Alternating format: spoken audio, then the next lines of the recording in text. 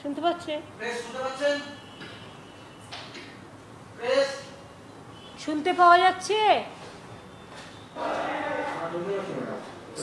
Sorry আপনাদের একটু disturb করলাম, কারণ আরও 2-3টে প্রোগ্রাম আমাদের নলেজে এলো এক্ষুনি, কারণ ক্যালেন্ডারে তো সবগুলো লেখা থাকে না, বাট ডেটগুলো নিয়ে একটু কনফিউশন হয়েছে। আমি ফাইনাল ডেটটা আমি আগের পোর্শন যেগুলো বলেছিলাম সেটাকে অ্যামেন্ড করছি, ওটাকে প্লিজ দয়া করে ডেটগুলোকে বাদ দিয়ে দেবেন যেগুলো কমপ্লিট লকডাউন থাকবে। যে ডেটগুলো আমরা নতুন ডেট আপনাদের দিচ্ছি, তার কারণ ওর মধ্যে 2-3টে উৎসব পড়ে গেছে বলে, তাই। কারণ সবটা তো লেখা থাকে না ক্যালেন্ডারে, আপনারা জানেন যে গভর্নমেন্ট ছুটি ছাড়া অন্যগুলো লেখা থাকে না, সেই জন্য। যেমন গণেশ চতুর্থী একটা পড়ে গেছে, ওদিকে মহরমের একটা পড়ে গেছে, সুতরাং এগুলো ক্যালেন্ডারে অলওয়েজ লেখা থাকেও না। মহরমটা লেখা থাকে নো ডাউট, কিন্তু আমাদের ক্যালেন্ডারে একটু ভুলভ্রান্তি হয়েছে নিশ্চয়ই। ডেট অফ কমপ্লিট লকডাউনটা বলি, যেহেতু 31 অগস্ট পর্যন্ত আমরা অ্যানাউন্স করেছি লকডাউন, তাই 31 অগস্টের মধ্যে পশ্চিমবঙ্গ সরকার, আমি আগে যেগুলো বলেছিলাম একটু সংশোধন করছি, প্লিজ আগেরটা ক্ষমা করে দেবেন। আমাদের একটু ডেট নিয়ে ভুলভ্রান্তি হয়েছিল ক্যালেন্ডারের সাথে, এটা ক্যালেন্ডারের একটু টেকনিক্যাল মিস্টেক আমাদের সাথে হয়েছিল। দেখ, ক্যালেন্ডারের তো দোষ নেই, দোষটা আমাদেরই। তাই আমরা নতুন করে ডেটগুলো বলে দিচ্ছি যাতে মানুষের বুঝতে কোনো অসুবিধে না হয়। আর যদি কেউ চলেও গিয়ে থাকেন তারা আপনারা দয়া করে আমার এখনকার বক্তব্যটাকে ফাইনাল বলে মনে করবেন। কমপ্লিট লকডাউন, এমনিতে লকডাউন তো চলছেই, আপনারা জানেন 31 অগস্ট পর্যন্ত লকডাউন আমরা অ্যানাউন্স করেছি, কিন্তু তার মধ্যেও আবার কমপ্লিট লকডাউন যে কথাটা চালু হয়েছে সারা রাজ্যে, সেই কমপ্লিট লকডাউনটা হচ্ছে এটা যাতে কোভিডটা সংক্রামক হয়ে ছড়াতে না পারে, আমরা কোভিডের চেনটাকে একটু ব্রেক করছি, এটা এক্সপার্টসদের মানে পরামর্শ অনুযায়ী। 2 আগস্ট, আমি আগস্ট মাসের ডেটগুলো আপনাদের বলে দিই। 2 আগস্ট, তার আগে তো বুধবারটা আছে এ মাসে, হ্যাঁ কালকেরটা তো অ্যানাউন্স আছে বুধবার, আপনারা জানেন কালকে তো লকডাউন আছে, কমপ্লিট লকডাউন পুরো স্টেটে। আর আগস্ট মাসে হচ্ছে 2 অগস্ট, মানে 2রা আগস্ট সানডে, 5ই আগস্ট মানে 5th আগস্ট ওয়েডনেসডে বুধবার,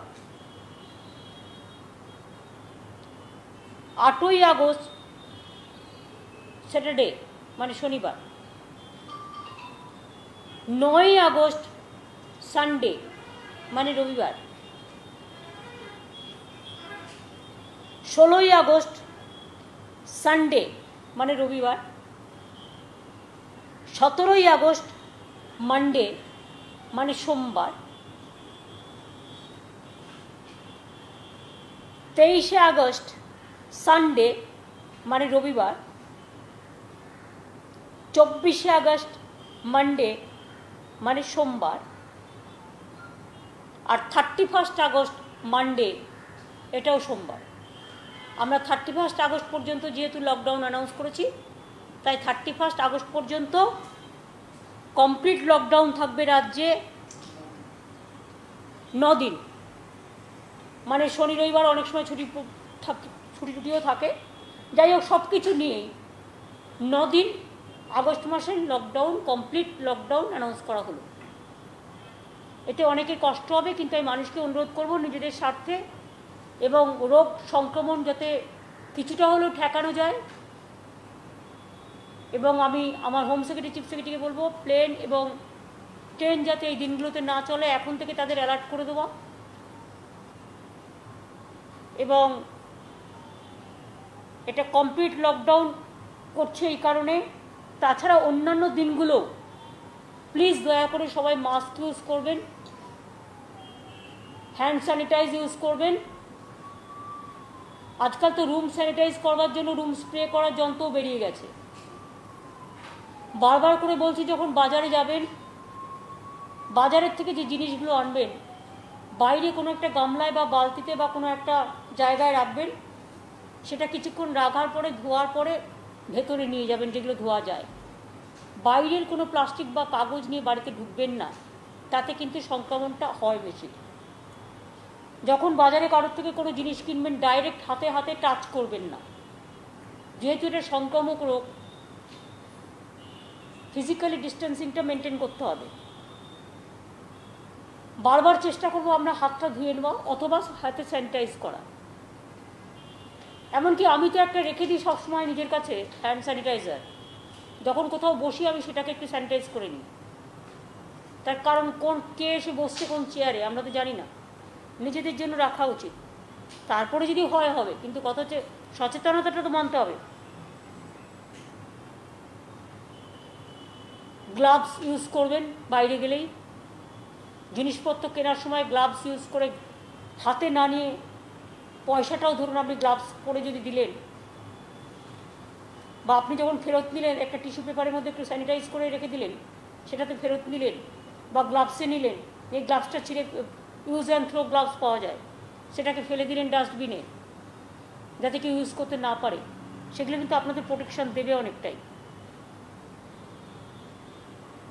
অর্থাৎ হ্যান্ড স্যানিটাইজার, সাবান, মাস্ক, গ্লাভস, আর অনেকে আমি দেখছি চুল বেঁধে রাখতেও বলছেন।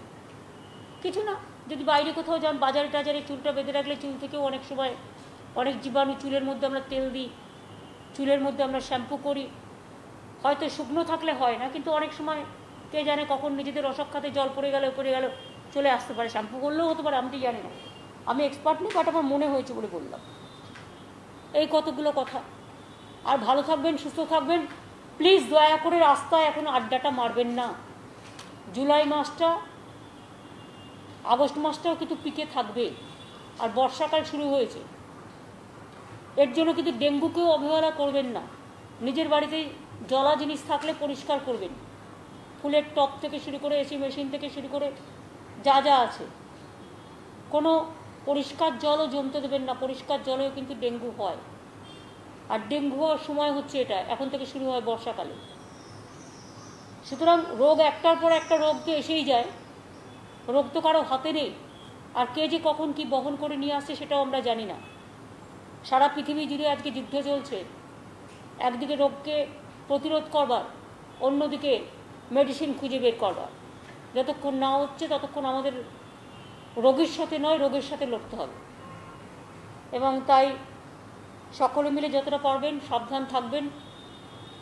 বাইরে থেকে পরে আসা জামা কাপড় ছেড়ে রাখবেন, ডেটল জলে ভিজিয়ে দেবেন, বা কোনো জলে ভালো করে পরিষ্কার জলে কেচে নেবেন, বা সাবান দিয়ে কেচে নেবেন, যে যা করেন। বাইরের জুতো পরে ঘরে ঢুকবেন না।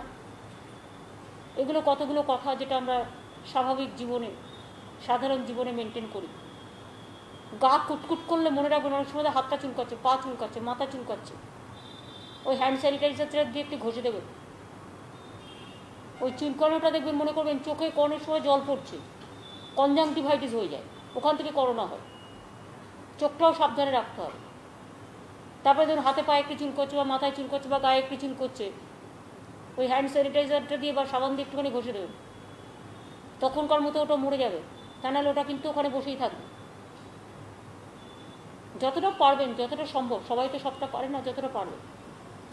এই পর্যন্ত ভালো থাকবেন, সুস্থ থাকবেন। সরি আপনাদের আরেকবার বিরক্ত করার জন্য। আশা করি আর কোনো মিসআন্ডারস্ট্যান্ডিং নেই, তাই তো? আর কোনো মিসআন্ডারস্ট্যান্ডিং নেই তো? কোনটা?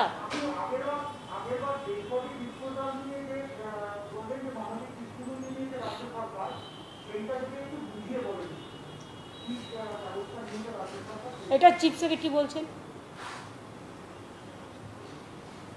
ICMR protocol অনুযায়ী dead body disposal, covid dead body disposal আর covid suspect dead body disposal মধ্যে কোনো পার্থক্য থাকে না। এবার প্রবলেম হচ্ছে কি, একজন মারা গেছে কোভিড সাসপেক্ট হিসাবে, তার 12 ঘন্টা 10 ঘন্টা লাগছে টেস্ট রিপোর্ট পেতে, ততক্ষণ কিন্তু ওই ডেড বডি যে আছে লাস্ট টাইম জন্য ছাড়া হচ্ছে না। ফ্যামিলিদের শেষে অর্ডার আছে গভর্নমেন্টের যে হাফ অ্যান আওয়ার বডিটাকে রাখা হবে এমনভাবে প্লাস্টিক কভারে, যাতে বডির মুখটা দেখা যায়, ফ্যামিলি এসে লাস্ট রেসপেক্ট দিতে পারে। সেই কাজটা কিন্তু করতে গেলে 12 ঘন্টা 16 ঘন্টা যতক্ষণ রিপোর্ট আসছে না ওয়েট করতে হচ্ছে। এখন আমরা বলছি ওই রিপোর্টের জন্য ওয়েট করার প্রয়োজন নেই। কোভিড পেশেন্ট আর কোভিড সাসপেক্ট পেশেন্টের প্রোটোকল একই রয়েছে, সেই প্রোটোকল মেনে সঙ্গে সঙ্গে ডেড বডি ডিসপোজাল করতে হবে।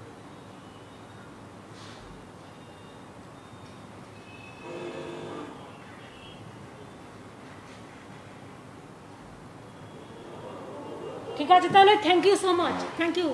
কালকে লকডাউন, আপনাদেরও লকডাউন কিন্তু, ওয়ার্ক ফ্রম হোম নাকি দূরে দূরে থেকে কাজ?